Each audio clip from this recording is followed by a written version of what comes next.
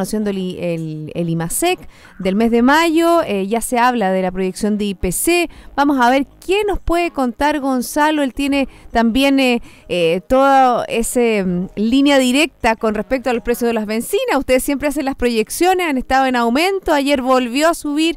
Menos mal que estaba con restricción, así que no puse benzina, pero obviamente que durante el fin de semana a lo mejor me va a tener que tocar llenar el estanque, ahí voy a ver el aumento de las bencinas. Pero antes vamos a estar mirando las bolsas. El Nikkei de Japón avanzó en el día de hoy un 0,08%.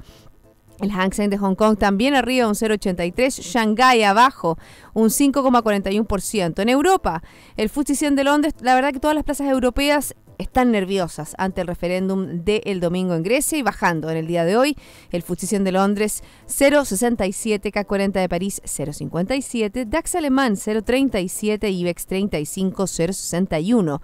Estados Unidos también está bajando a esta hora, Dow Jones un 0,16, Standard & Poor's 0,03, Nasdaq 0,08 y a nivel local la bolsa sigue la tendencia en rojo. Parece que todos estamos con el corazón rojo, pero esto en el lado negativo. Bueno, el IPSA un 0,20% y el IJPA también desciende un 0,19%. Tuvo un alza en el día de hoy el precio del cobre, un 0,53%, la bolsa de metales de Londres, $2,61 la libra contado A. Y el que también subió fue el valor de la divisa, casi 2 pesos, un alza de 1,85 pesos con respecto al cierre de ayer. El dólar comprador 636,15 y vendedor 636,65. Recuerda que nos puede escuchar online en www.infinita.cl y nuestro podcast, el de Mirada Financiera, a partir de las 15:30 horas, usted lo tiene ahí disponible. También cualquier consulta que le quieran hacer a Gonzalo, que está aquí conmigo en el día de hoy, a través de nuestro Twitter, está activo, @InfinitaFM. ¿Por dónde quieres partir, Gonzalo? ¿Nos vamos al extranjero? ¿Partimos con la economía local?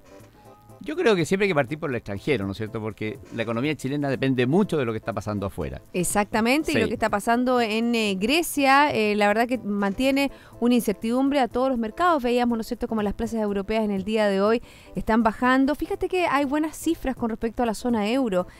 Hoy se conocieron datos sobre la producción industrial, si no me equivoco. Espérame un segundo. O sea, salieron los PMI de servicio, mientras tú buscas eso. Eso que es un indicador adelantado porque es una encuesta que se le hace a los gerentes de compra. Esa es la actividad empresarial. Exactamente. ¿Cierto? Ahí está. Exactamente, pero es un indicador adelantado, es una encuesta que se hace respecto a la actividad empresarial. Y lo que se ve ahí es que tanto en el sector servicio, ya habíamos conocido los datos del sector manufacturero, las expectativas son positivas. Ese es un indicador muy simple, sobre 50. Quiere decir que hay optimismo y los indicadores están entre 50 y 55.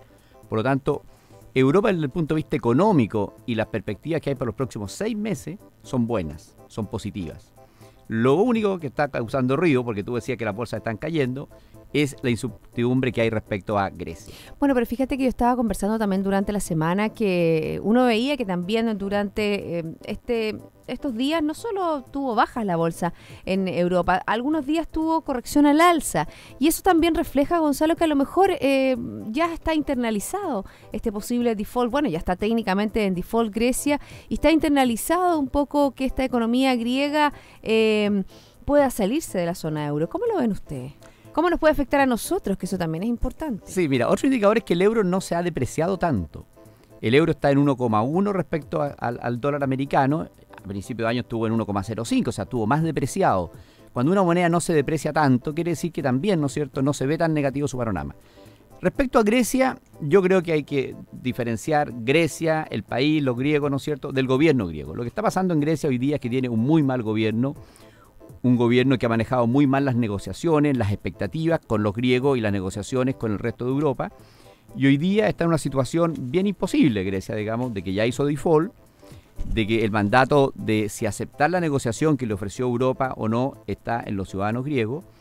Yo creo que al final del día los griegos probablemente van a aceptar el acuerdo. Veo difícil que Europa pueda seguir sola, que se salga del euro. Yo creo que es un escenario bastante negativo de mediano plazo para Grecia. O sea, lo que tendríamos a lo mejor la próxima semana es un cambio de gobierno, como consignó aquí un economista que estaba leyendo, fíjate, Carmen Reinhardt, y la crisis griega dice, no sabemos con qué gobierno vamos a estar tratando de aquí a una semana más una destacada economista de Harvard que habló ante el Congreso estadounidense específicamente sobre la crisis griega, que está tocando el mismo punto que tú me mencionas. Sí, ella es muy famosa, ella de hecho ha escrito mucho sobre la crisis, cómo íbamos a salir de la crisis, y efectivamente, porque si uno mira Grecia desde el año 2012, cuando se hizo el default, la economía griega se estaba recuperando. El año pasado hubo un crecimiento bajo, pero fue un crecimiento de 0,7, las cuentas fiscales se estaban ordenando, iban en una trayectoria de salida, y si mantenían las buenas relaciones con Europa, había un compromiso de Europa del año 2020 de revisar si le hacían lo que se llama un haircut, o sea, un perdonazo de la deuda. Bueno, y eso es lo que está pidiendo Tsipras de nuevo Pero en el día de hoy. Eso era parte de lo que se negoció el 2012. Lo que pasa es que los europeos le dijeron, mire, primero ordenen las cuentas fiscales. Y lo único que le estaban pidiendo, gaste menos que sus ingresos. Y olvídese los intereses, sin considerar los intereses. Haga algún esfuerzo para crecer más. Si usted hace esas dos cosas, en el camino del 2012 al 2020... ¿Viene el perdonazo? No, nosotros nos vamos a preocupar de su deuda. Nosotros le vamos a renegociar los intereses, nosotros le vamos a renegociar... Y el 2020, si usted cumple con todo, entonces ahí le hacemos el perdonazo. O sea, el premio estaba al final. Y lo que ofreció, ¿no es cierto?, este nuevo gobierno a los griegos es que ellos podían conseguir las cosas mucho más rápido. Exacto, y no le fue bien. ¿Te acuerdas que le fue a pedir a Rusia y no le fue nada de bien? Veíamos estas conversaciones, ¿no es cierto?, de Putin con Tsipras conversando, pero la verdad que la situación de Rusia no es la mejor durante estos últimos años. Los europeos tienen mucha historia. Cuando fue la crisis de España, de Italia, también hubo un intento de los chinos de intervenir, digamos, y comprar la deuda soberana en los países, pero los europeos no dejaron que se metieran los chinos, no van a dejar que se metan los rusos. Y por lo tanto, este problema lo van a resolver los europeos y los griegos. Y el pueblo griego hoy día tiene el mandato. Yo creo que es poco probable que ellos estén dispuestos a estirar las cosas, terminando saliéndose del euro y eventualmente de Europa. Sí, hay dentro de las encuestas que se hacen, dice que ganaría el sí. Sí, está bastante peleado. Está peleado. Está bastante peleado, pero efectivamente. Porque no es solamente la moneda común, es la posibilidad de un griego desempleado joven de poder irse a trabajar a Alemania y tener trabajo y buena renta, ¿no es cierto? Es poder tener un comercio libre con el resto de Europa, es no tener aduanas. O sea, ser parte de Europa, de la Unión Europea, es una tremenda ventaja para un país chico como Grecia. Por lo tanto, en valor presente no cabe ninguna duda que a ellos les conviene seguir. Y esta apuesta de corto plazo que está tratando de hacer el gobierno, yo creo que le va a salir mal. Y como dice Reinhardt, es probable que lo que termine saliendo es el gobierno. Al menos el ministro de Finanzas. Exactamente. Fíjate que en el día de hoy yo no entiendo qué está pidiendo. Se salieron de las mesas de conversaciones en el minuto 1 cuando dicen vamos a tener un referéndum el 5 de julio. Dice el primer ministro griego, dijo este viernes que desea una quita del 30% de la deuda de su país y un periodo de gracia de 20 años para garantizar una viabilidad de la deuda griega en una intervención que él hace a través de la televisión. La verdad que también el Fondo Monetario, el Fondo Europeo de Estabilización Financiera declara oficialmente la quiebra de Grecia, este default. Y bueno... Pero mira, todos sabemos que Grecia, lo sabe la Troika, ¿no es cierto?, que la Unión Europea, el Banco Central Europeo, el Fondo Monetario y los griegos, de que no van a pagar, nunca van a poder pagar la deuda. Si lo único que se está discutiendo es cuál es el esfuerzo que van a hacer ellos, hasta dónde ellos van a pagar y hasta dónde se les va a perdonar. Ellos quieren el perdonazo al principio, los europeos quieren primero que hagan el esfuerzo y el perdonazo va a ir al final. Pero Grecia es un país chico, sin embargo, a los mercados y a las autoridades les recuerda que Lehman Brothers, que gatilló la crisis del año 2008 y casi la depresión, era un banco chico, se sabía que estaba quebrado, se les advirtió a los bancos grandes que probablemente iba a quebrar. Se tomaron las medidas de liquidez para que no se contaminara el resto del sistema y tú te acuerdas que para las fiestas patrias del 2010, del 2008, terminamos todos, ¿no es cierto?, muy amargados porque se venía una gran crisis en el mundo. Ese es el temor que ocurre con Grecia. Uno nunca sabe el día después, ¿no es cierto?, de que se produce un evento, cómo eso va a desencadenarse. Bueno, esa es la gran disyuntiva, ¿no es cierto?, todo lo que está pasando en materia de Grecia. Y si un poco trasladamos, tú hablaste de la caída de Lehman Brothers, que fue el 2008, con esta gran crisis. Fíjate que si vemos la confianza empresarial de nuestro país, por los indicadores que salieron hoy día, un sondeo que hace la Universidad Adolfo Ibáñez, la verdad que es la peor encuesta desde efectivamente esa fecha. A ver, es mucho más que un sondeo. Esa es una encuesta que financia el Banco Central, que se hace con la metodología que se hace en los PMI. Nosotros toda la semana hablamos de los PMI, en la misma metodología que se usa en todo el mundo, y solamente por un tema, ¿no es cierto?, que es español, nosotros le llamamos IMSE. y afuera la llaman PMI. Entonces es una encuesta muy bien hecha a distintos sectores económicos y lo que muestra es que la economía sigue en un escenario negativo de expectativas. Y el Banco Central acaba de mostrar un estudio que mientras las expectativas, ese indicador no se recupere, lo que va a pasar es que la inversión no se recupera. Ahora, a mí me sorprende el indicador tan bajo, tanto tiempo, me metí adentro del indicador. ¿Y?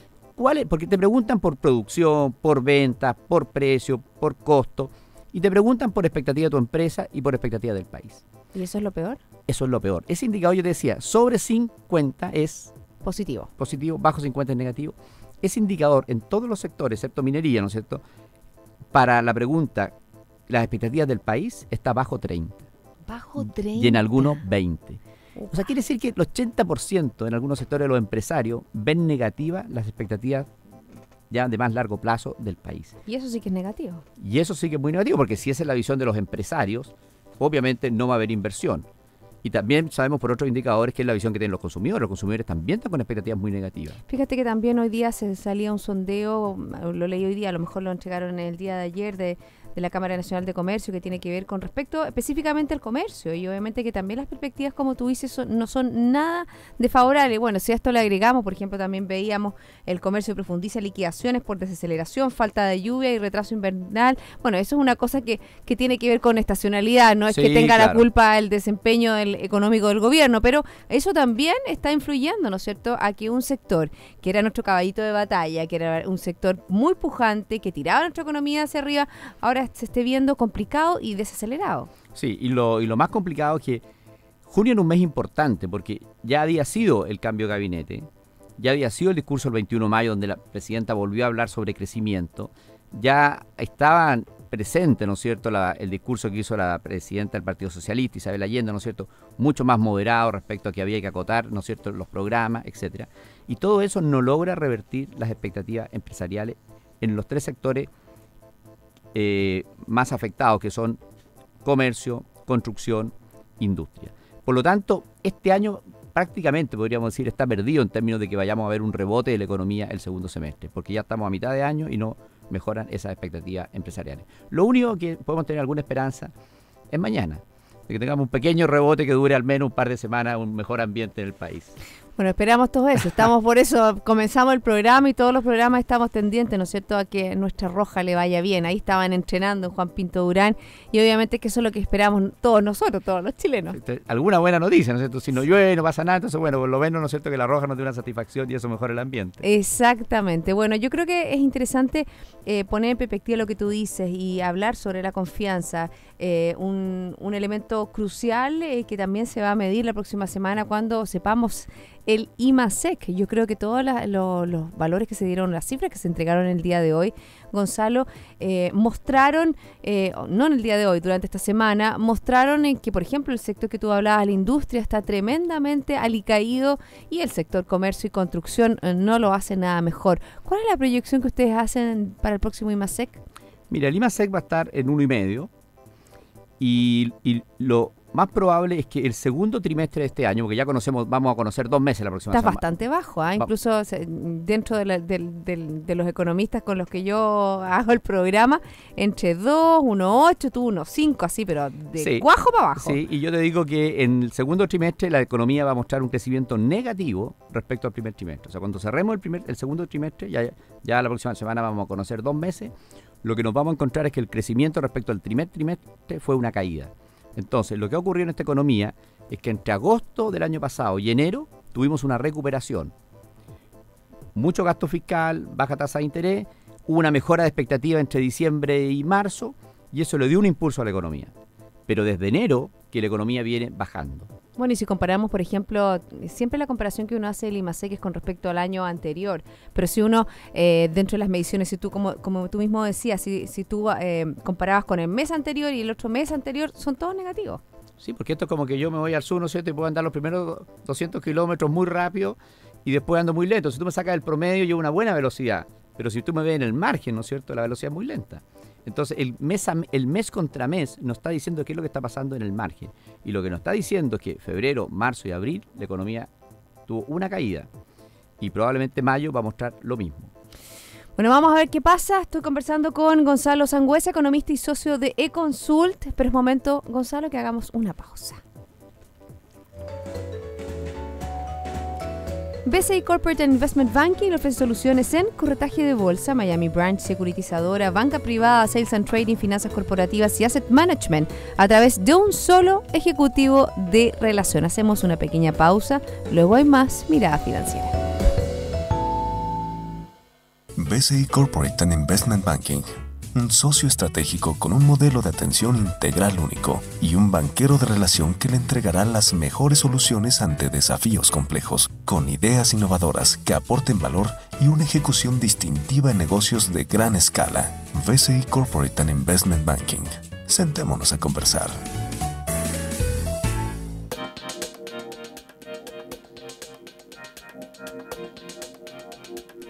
2:18. Les quiero comentar que en sus decisiones financieras BCI Corporate and Investment Banking está junto a usted con un modelo de atención integral único que aporta valor y una ejecución distintiva. Sentémonos a conversar. Estoy precisamente conversando en este viernes 3 de julio con Gonzalo Sangüesa, economista y socio de eConsult.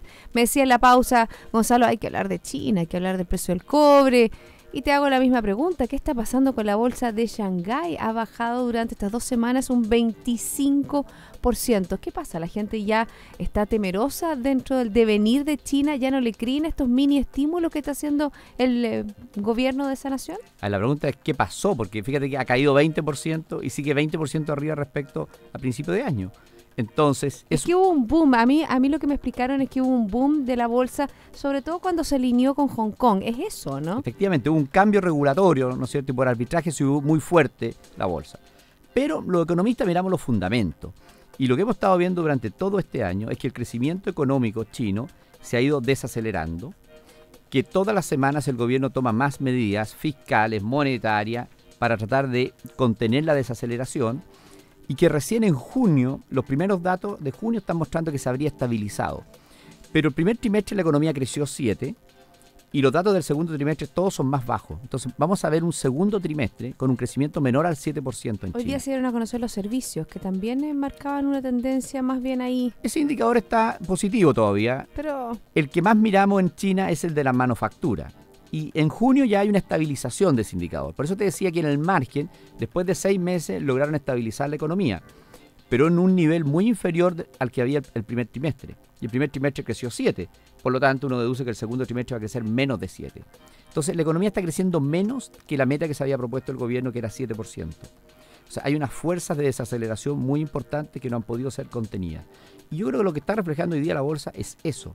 Ya el precio del cobre los viene reflejando hace un tiempo, ¿te das cuenta? Claro, esa es la pregunta que viene. O sea, si bien de esta semana estamos terminando sobre los $2.61, por ejemplo, el presupuesto de la Nación del año pasado se hizo, si no no recuerdo, es el 2,90, algo así. No, está sobre $3. Sobre $3. Entonces, sí, acuérdate que lo que ¿cuál puede ser la predicción para este año? Porque aquí lo que importa es para el presupuesto lo que importa es el precio de largo plazo que fijan los analistas privados. El gobierno consulta al sector privado y le dice cuál es el precio de largo plazo. Y ese estaba en 3.04, 3.07 estaba. O sea, con eso se hizo el presupuesto. Con eso se termina el nivel de gasto.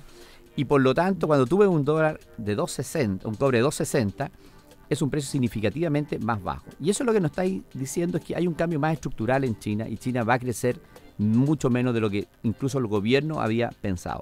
El Fondo Monetario está... 6,4 dijo, ¿te acuerdas del Fondo Monetario Internacional? Sí, pues convergiendo a 6,4. Entonces, ese es el gran problema, creo yo, para la economía chilena. Que aunque Estados Unidos ande bien, aunque Europa ande bien, dejando de lado el tema de Grecia, el hecho de que China ande mal, que el precio del cobre baje tanto, obviamente que también influye en estas expectativas que hablábamos en la primera parte que estaban negativas, y obviamente que también influye en que la economía chilena no repunta, porque en los últimos años nos habíamos acostumbrado a que el gran impulso era la inversión minera. Y la inversión minera prácticamente se ha estabilizado, no sigue creciendo. No se hizo todo lo que se había, todo lo que se sugería hacer. Obviamente que Chile no podía depender solo del cobre, que teníamos que ser exportadores de inteligencia, que teníamos que, en el fondo, si teníamos el know-how de cómo producir el cobre, lo mismo que la industria salmonera, ser capaces de imprimir tecnología. Y eso yo te diría que hay avance, sin lugar a dudas que hay avance, pero estamos bastante al debe y eso es lo que nos está pasando a la cuenta. Bueno, mira, esta semana tuvimos la primera reunión del Consejo de la Manufactura en Chile, que organizó ACIMED, está liderando hoy el expresidente Lago. Están todos los personas, ¿no es cierto?, tanto de gobierno como del sector privado, del sector universitario, que tienen una visión respecto a la industria. Y lo que veíamos es que efectivamente Chile ha perdido fuertemente su potencial industrial. En parte porque no hemos hecho las cosas que debíamos haber hecho, ¿no es cierto? El precio de la energía se nos fue a las nubes y nunca nos preocupamos de bajar ese precio. Tenemos problemas en capacitación técnica, tenemos competencia desleal de otros sectores, de otros países. Y la industria se fue, pero no nos importaba mucho, porque como teníamos el boom del cobre... Claro, teníamos el erario fiscal recibía la platita. ¿Sí? Efectivamente. En Bill chileno es eso. Efectivamente. Y ahora, ¿no es cierto?, entonces nos estamos preocupando de la industria. Y como digo yo, ahora nos vamos a preocupar del crecimiento de Santiago al sur, porque los últimos 10 años hemos estado preocupados y viviendo del crecimiento de Santiago al norte. Bueno, uno basta ver, ¿no es cierto?, las cifras de la economía, por ejemplo, cómo ahora se está mirando, como dices tú, se está mirando al sur, se está mirando que los sectores más pujantes vienen específicamente ya de la región desde la octava hacia el sur. Sí, pues de hecho la encuesta de expectativas, por ejemplo, hay una encuesta que se hace por regiones y uno ve que en el sur, digo yo, Santiago al sur, están más optimistas que Santiago al norte. Entonces eso te refleja que hay un cambio en el escenario económico que va a enfrentar el país en los próximos 5 o 10 años. ¿Y dónde lo ve uno? En el tipo de cambio. Pasamos 2010, 2011, 2012, 2013, 2014 con tipos de cambio bajo los 500 pesos. Y ahora ya estamos con tipo de cambio sobre los 600 pesos. ¿Y tú crees que eres de los economistas que opina que el tipo de cambio puede llegar a los 670 pesos con el aumento de tasa en Estados Unidos o no? ¿Eran más cautos? Pero absolutamente. O sea, a ver, si... absolutamente. Pero si un 5% de volatilidad en el tipo de cambio no es muy alto, ¿no es cierto? Y esos son 30 pesos. Y si tú a los 6.36 le sumas los 30 pesos, ya está en los 6. Ya estamos listos, sí, es Entonces, verdad. Por volatilidad solamente. Y mira, y tenemos varias cosas que pueden jugar. Primero, que Estados Unidos suba la tasa. Es un hecho más o menos cierto, creo yo. Que va a ocurrir. Exacto. Septiembre más o menos, ¿no es cierto? Sí. Lo segundo es que Chile podría empezar a mirar un escenario de baja de tasa. Porque si la economía no crece, y como ha dicho el ministro, el gasto fiscal el próximo año no va a ser tan expansivo, a lo mejor la combinación de política es menor tasa de interés, un gasto fiscal más contenido para ordenar las cuentas fiscales, y eso también es un tipo de cambio más depreciado en Chile. Y después es el crecimiento, cuando los países crecen menos que el resto del mundo, y eso nos está pasando a nosotros, también la moneda se deprecia. Entonces dime tú, ¿qué factor puede hacer que nosotros tengamos una apreciación del peso chileno? Yo no lo veo en los próximos años. Complejo el panorama, y si seguimos hablando de cómo afecta, ¿no es cierto?, la depreciación del peso, por ejemplo, también en la inflación. Porque hemos visto, yo creo que se está hablando de un 0,3 para el próximo mes y las perspectivas inflacionarias, y ahí tenemos un cuello de botella para el Banco Central, porque si baja la tasa con una inflación alta, ¿cómo lo hace? Efectivamente, tú tienes razón. Hay un pero en todo esto, ¿no es cierto? Y es la inflación.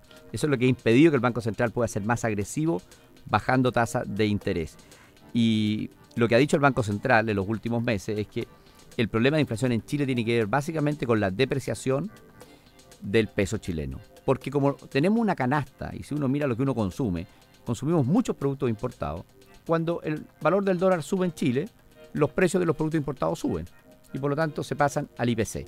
Y si yo digo que hay riesgo de que el tipo de cambio siga subiendo, bueno, hay más riesgo de inflación por ese lado. Pero también es cierto que la economía está muy desacelerada y se empiezan a crear más holguras de capacidad.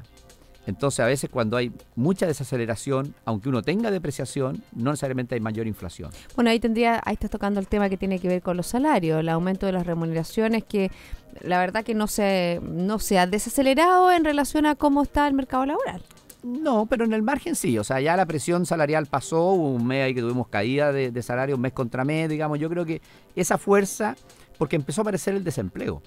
Acuérdate que los últimos datos de desempleo muestran ya que la tasa de desempleo a nivel nacional pasó de 6,3 a 6,6. Entonces ya empieza a aumentar el desempleo. Sabemos de hace tiempo, lo hemos conversado varias veces, ¿no es cierto? Toda la creación de empleo en Chile viene del sector público hoy día. Sí, creo que un 40%, la última medición venía del sector público. Y más te diría yo. ¿Más todavía? Más todavía, sí. Mis cálculos son más. Entonces, tenemos creación de empleo, sí, pero el sector público.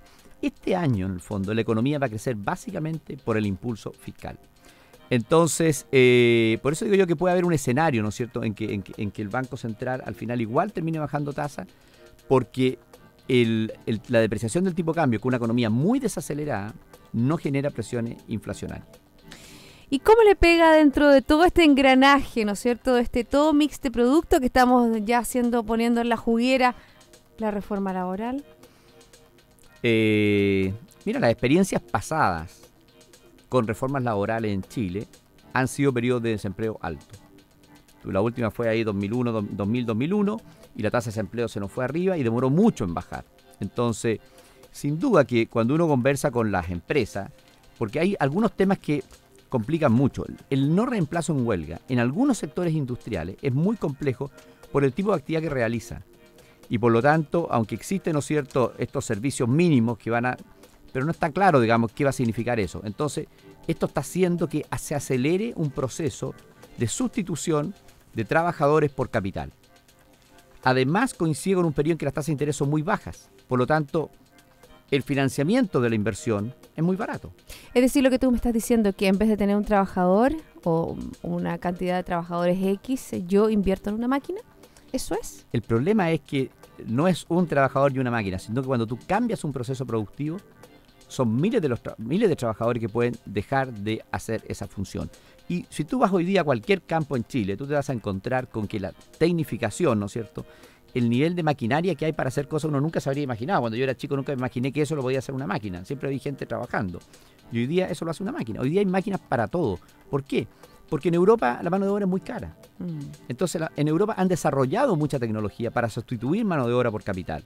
En Chile, como era barata todavía la mano de obra, no hubo necesidad, ¿no es cierto?, de hacer la sustitución. Pero hoy día, frente a una reforma laboral más compleja y una tasa de interés muy baja, porque es la combinación de las dos cosas, hoy día endeudarse a 5 o a 10 años para hacer una gran inversión en capital y hacer la sustitución no es muy caro.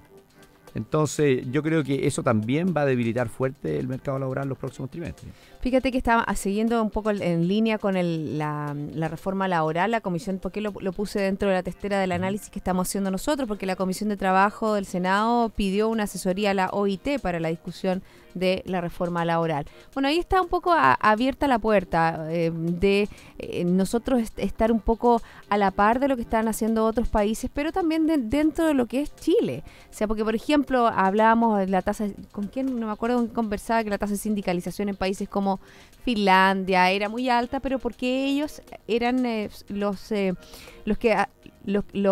que desarrollaban el seguro. Por eso que había tanta tasa de sindicalización. Un elemento que es totalmente distinto a lo que vivimos nosotros en nuestro país.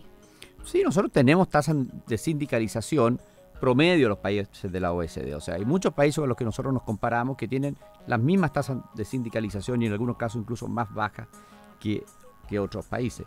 Por lo tanto, yo creo que ese no era un gran tema, digamos, probablemente para un sector, ¿no es cierto? Efectivamente sea un tema. Yo creo que donde había mucha expectativa y donde parece que se va a avanzar poco, era el tema de la adaptabilidad, porque nosotros tenemos una gran inflexibilidad. Nosotros tenemos un grupo de gente que son jóvenes y que son mujeres que necesitan un sistema laboral más flexible para poder incorporarse. Ahí hay un tremendo potencial de crecimiento para el país, pero también, ¿no es cierto?, de mejorar las condiciones de ingreso de hogares de clase media baja y por lo tanto mejorar la distribución del ingreso.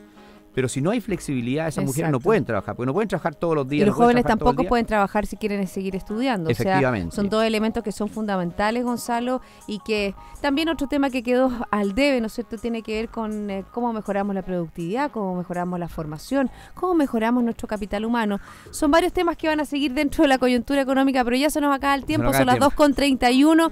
Gonzalo, 1.000.000 de gracias por haberme acompañado en el día de hoy. No, a ti por haberme invitado. Y a todos ustedes, Fuerza Chile, que tengamos un excelente fin de semana y mañana todos apoyar a nuestra Roja. Nos reencontramos el lunes a las 2 de la tarde para dar una nueva mirada financiera.